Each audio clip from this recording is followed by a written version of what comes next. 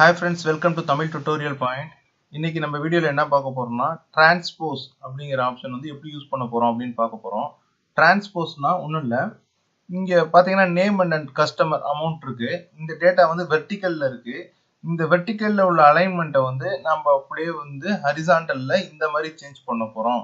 அப்படிங்கிறதுக்கு யூஸ் பண்றது தான் transpose.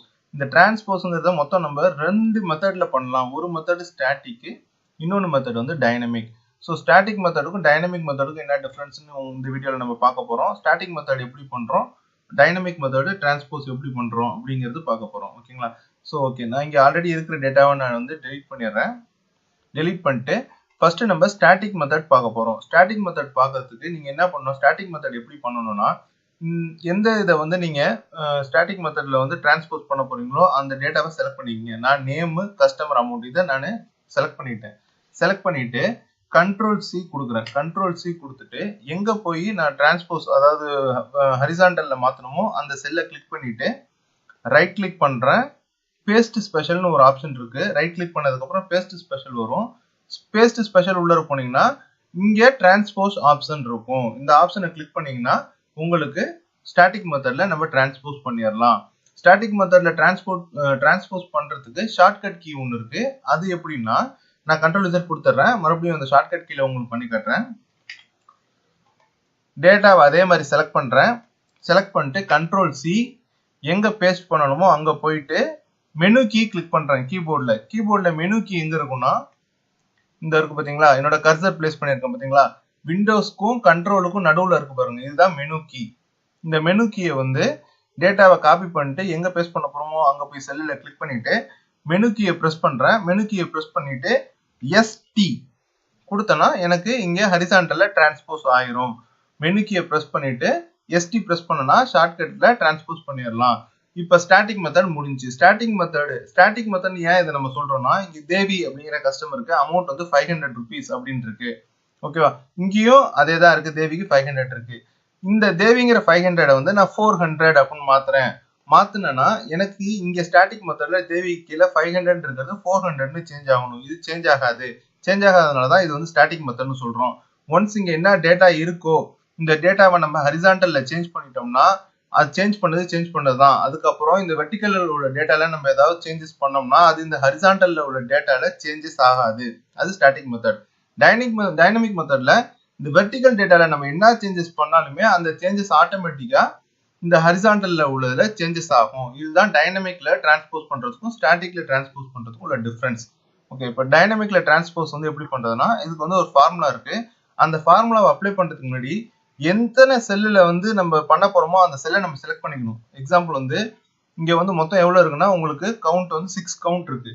ஓகேங்களா? ஸோ நான் என்ன பண்ண போறேன், எனக்கு மொத்தம் 6 செல் ஹரிசாண்டல்ல 4 5 6 செல் ஹரிசாண்டல்ல நான் செலக்ட் பண்ணிக்கிட்டேன். செலக்ட் பண்ணிட்டு இது ஃபார்முலா அப்ளை பண்ணணும். ஃபார்முலா எப்பொழுதுமே நமக்கு என்ன சொல்லியிருக்கோம், ஈக்குவல் சைன்ல தான் ஆரம்பிக்கும். Equal to transpose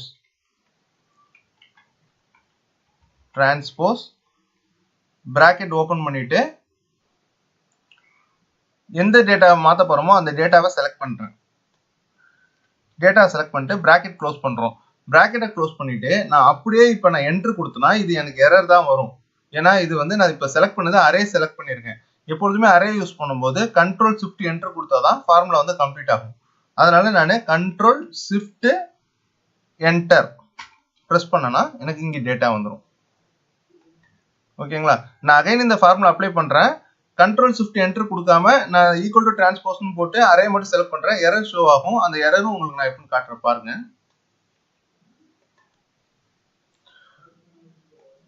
6 sell select பண்ணிக்கிறேன். Equal to transpose bracket open பண்ணிட்டு என்னோட அரேவை செலக்ட் பண்றேன். அரேவை செலக்ட் பண்ணிட்டு என்டர் பிரஸ் பண்ணனா எனக்கு எரர் த்ரோ ஆகும். ஸோ அரேன்னு கான்செப்ட் உள்ள ஃபார்முலா உள்ள வரும்போது நம்ம அந்த இதை க்ளோஸ் பண்றது வந்து கண்ட்ரோல் ஷிஃப்ட் என்டர் கொடுத்து தான் க்ளோஸ் பண்ணணும். ஓகே, இப்போ நான் கரெக்டான ஃபார்முலா போடுறேன். Equal to transpose bracket open பண்ணிட்டேன்.